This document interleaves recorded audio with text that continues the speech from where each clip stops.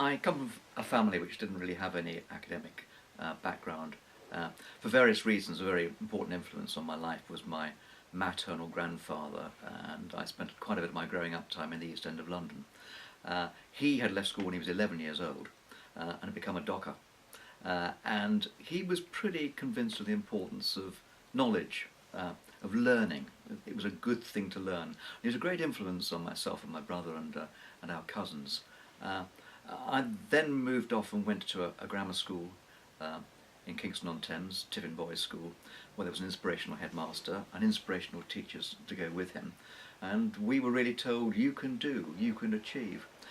And I was really torn between the art side and the science side, but the way the school was structured, we were pushed one way or the other very early on, and I went down the science route.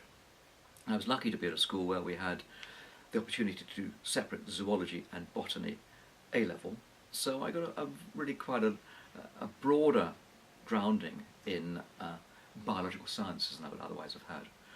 I did those in chemistry A-level and then thought, what am I going to do with that? And it was really just a couple of weeks before my A-levels that I thought, well, maybe I'd quite like to be a doctor. At that time you had to have physics A-level in order to go to medical school. So I did my A-levels and then I stayed on at school and did an entrance exam for Cambridge, and then stayed on to get the physics A-level, and then a year after my first lot of A-levels I went to Cambridge to study medicine.